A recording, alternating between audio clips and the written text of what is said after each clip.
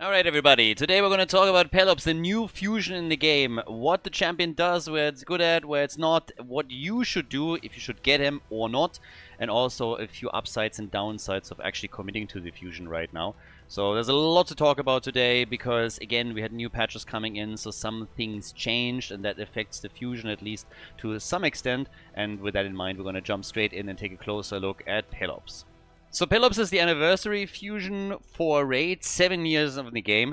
And honestly, given that it's the 7-year anniversary fusion, I think he's still a little bit underwhelming. I'm not saying that he's necessarily bad, but you know, if they're trying to celebrate something, I personally expected an absolute banger. There's a few things that are right off the bat very important when we're talking about the champion. He's from the Argonite faction, which is of course quite new. That makes him highly attractive because oftentimes when there's a new faction coming in and you're trying to get very quickly to complete your faction wars or to at least, you know, push in faction wars and progress nicely, you're oftentimes lacking champions, so anything that you can grab is already making this a little bit more attractive. He has also a resistance aura, which I personally kind of like because there's not a lot of champions that I have in my lineup, even on my main account, that have a decent resistance aura that I want to use regularly. So any champion that comes in that gives me a bit more flexibility on that is nice. Typically, I don't need a resistance aura. For most of the content, you're not really going for it, but there's a couple of bosses around where every now and then I would be pretty happy if I could throw another one in just to see if I can avoid some of the debuffs that are coming through and if it's going to help. So just saying, here's an aura that at least for me makes it a little bit more interesting. It's better than having another HP aura or defense aura or anything along those lines. If you're in a late game account, resistance auras are usually a little bit rarer. Nothing crazy, but just a little side note on this. Now he's a bit more of a complicated champion that works actually a lot around HP burns. Now first of all, he's immune against stun, HP burn and petrification, which honestly makes him kind of interesting for a couple of defense setups, maybe in arena as well, where opponents come in with a stun, but also when it comes to just simply control on waves. Now whenever you get attacked, you're actually putting an HP burn on the opponent. So this is already quite intriguing when we're talking about anything where you're working with HP burn damage. Some people of course jump immediately like, hey, is this useful for Clanboss, for example? Now, I gotta say that for Clanboss, on a late game account, for just to name one example, you don't really need that a whole lot because usually you can just like throw whatever champions you have in there and you're doing pretty good damage.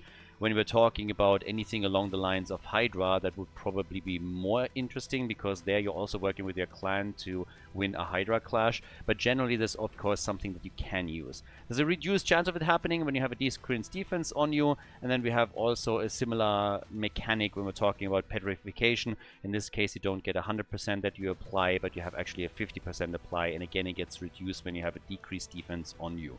So anything either high resistance or a block debuffs on you would be nice to make sure that your passive is really doing work here.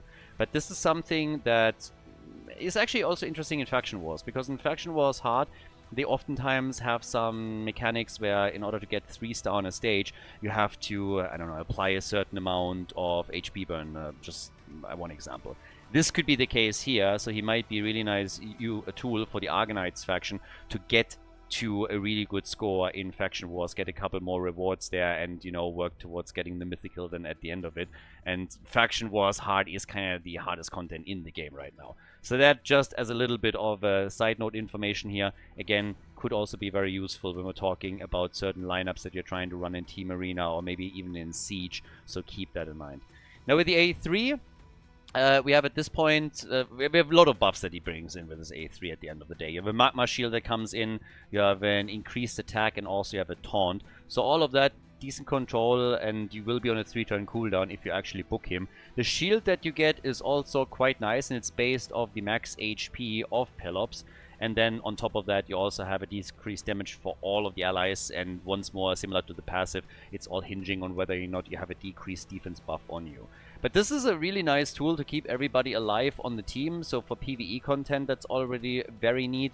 And again, it really seems that, especially for something like Hydra, he's going to also have a lot of really cool tools here, especially when you play him with a lot of resistance, of course. Now he is an HP based champion as well, so that plays into the A3 with the shield that you're putting out, but it's also quite important when we are talking about the A1 and the A2. Both of them are, by the way, single targets, so you unfortunately have nothing here that really attacks the entire team on the opponent's side, but you have now a tool where you get a lot of damage out, as you can see here in the description, onto a single target. So first of all, just simply ignoring percentage of the target's defense is always nice. This is then hinging on whether or not you have an HP burn debuff on the opponent. And that's where either your passive comes in or anybody else that has an active HP burn debuff that they can apply and might go first.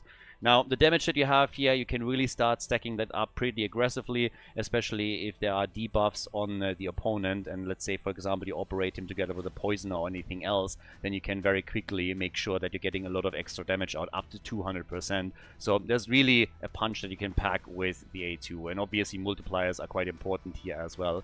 Now, this also is going to be interesting then if you're up against bosses, for example. As you can see, there you have your stun in as well that you can apply. So generally, as a single target tool, it's actually quite powerful and something quite neat, but we obviously would like to have more tools that attack all enemies, especially when we're talking about PvE content. And on the A1 there we have a decreased attack that you can bring in, and you also again have a little boon if the opponent is under an HP burn. So he's not a bad champion in any way, shape or form, but he's also not something that immediately, you know, knocks your socks off. So he's quite solid. He plays a lot about that HP burn.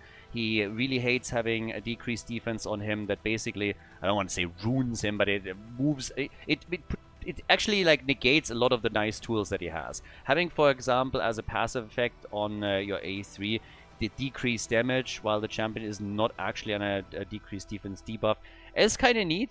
So this is something that you have to take into account a little bit. And the question is obviously, as usual, if this is really a champion that you should go for or not. Now, we've talked about the skills a little bit. We talked a little bit about where he actually fits when it comes to factions and why that might be a reason to go for him. But let's take a little bit of a look at the fusion itself. So when you take a closer look at the fusion board, I mean, the first thing that we have to talk about is that all of the rares that you have here that you need are actually void rares. And that's a little bit annoying in the sense that we have to pull shards in order to get him.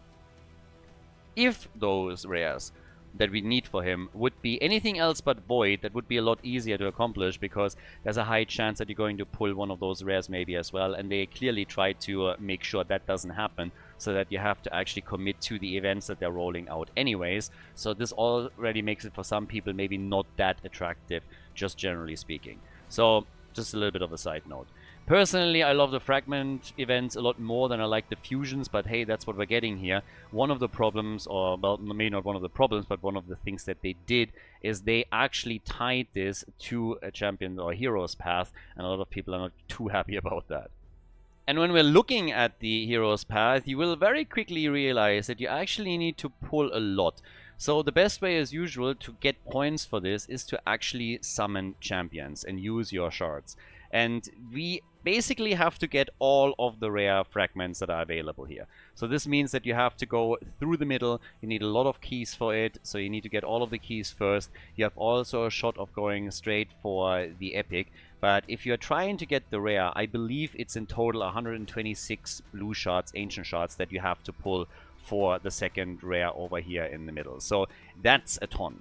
So you really need to, first of all, of course, evaluate, do I actually have the resources here in order to do this? There's also other events that are in the game. I'm going to show the calendar in just a bit, so I have a bit of an idea of what you would have to commit to. But the hero's path is one of the biggest obstacles, and in order to get the rare champions, not the fragments here, that's quite a commitment. Again, I think it's 126 shards, might be 130, but that's roughly what you end up with, and you need to be willing to commit this. Now, maybe you're lucky and you're pulling your ancients and you're actually getting the epic itself, and that's going to make things a little bit easier for you, but let's just assume for a second that you don't, then it's a lot of shards that you have to use here. So that's basically the first hurdle that you have to be able to overcome, so make sure that you check if you have enough shards available. You could pull a couple of sacreds, of course, as well. For every sacred, you get 4,500 points. This might be a bit more attractive for you, but you will have to commit a lot of shards one way or another, and that's where a lot of people are already just saying, like, okay, straight up hands off, I'm not gonna go for him. He's just not good enough for that. So that's a little bit of a problem that we currently have with him, but let's talk about a few other reasons why it might actually be a great idea to commit to him. I already pointed out a few of the reasons. One of the reasons is obviously that he's part of the Argonauts, but we also now have the new fusion system in the game. So if you complete the fusion, then you're going to get one of the tokens that you need in order to change it. So there's different tiers that they have and the fusions that you can basically go for. But if you're trying to go for any of these and you don't have them yet, then in the long run, you will want to swap that out and go for one of the fusions that are available here for you.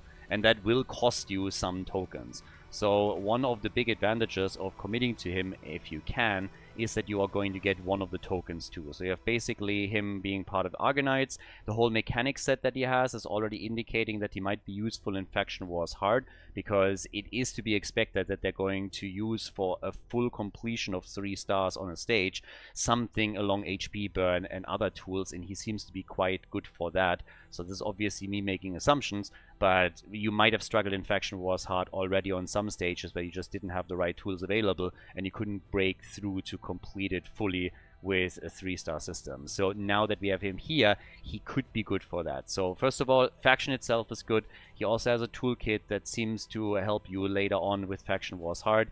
We have the token that you get as well. So there's all a couple of good points to go for him. And he's not bad. Again, like I'm nagging on him a little bit because it is an anniversary fusion, and when it is, you know, celebration, you expect him to just be a little bit stronger. You expect some like, you know, big hit coming out from them, and he's not that. He is solid, he's good, but he's also a little bit resource heavy in the sense that you have to commit to him heavily. We talked about the shards just a moment ago, so if you don't have them, you're already out, but if you can barely pull those, it's still going to be an expensive one for you.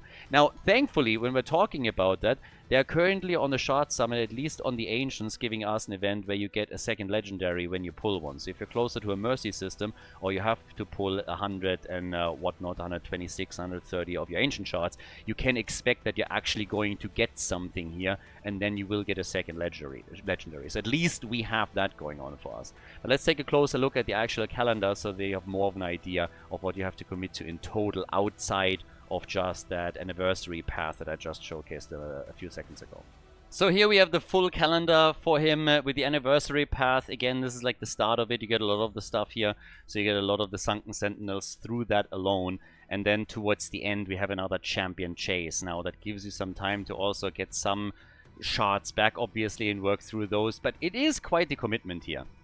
Especially, I mean, you have the champion training event where you can also work to advance all of those sentinels and get them slowly fused up into the Tide Master and then slowly into PELOPS himself. So those are going to help you, but it's still a quite resource heavy champion, so you have to really decide for yourself a little bit what you're going to do with it. Currently, I'm in a position where I decided that at least with my free-to-play account, I'm going to put this in as a skip. That's an account that I don't invest as much time on. It's a little bit of a side thing, and I just don't think that it is worth it for my side account. On the main account, given that I would like to have the token to change some of the fusions in the future, and that we also have the new factions, and I didn't really go for any of the new faction champions just yet, I am actually going to commit to this. So we're going to pull some shots in one of the next videos as well. But depending on where you are in the game right now, this might be something where it is more it's just like better for your account to skip him. So you really have to think this through a little bit, what you want to do. Do you have the resources? A, B, is it really worth it for you? And how interesting is it to have somebody from the new faction? If you're at the beginning of your raid career, honestly, and you are just struggling in Faction Wars in general, not even talking about one specific faction, but you're just slowly making your way up, maybe you're not even in Faction Wars Hard yet, or not really like deep in there, this might not be the time to invest all of your resources. So you have to judge for yourself if this is something that brings your account forward, yes or no. I think for my main account, it's probably worth it, so I'm going to commit there. But for a free-to-play account or for an early game account, I would most likely give this a skip if you can actually get the resources for it in the first place. Now, again, what's your opinion on it? Do you think he's worth it? Are you going for it? Do you think it's too expensive? What do you think about the choice to tie at least 2 of the rares to the anniversary path? I know that a lot of people were unhappy about that. Let me know in the comments what you're deciding to do here. And if you decide to go for him, then I wish you good luck, especially with your Ancient Shard pulls. I'm going to put mine out on another video in just a day or two, and let's see what we get. Maybe we're going to get some lucky legendaries as well. But yeah, either way, let me know in the comment section what you decide to do, if you think he's worth it. Do you think this is actually good enough for an anniversary event, or did you yourself expect something a little bit better? Thanks very much for watching the video, and I'll see you guys in the next one. Bye bye.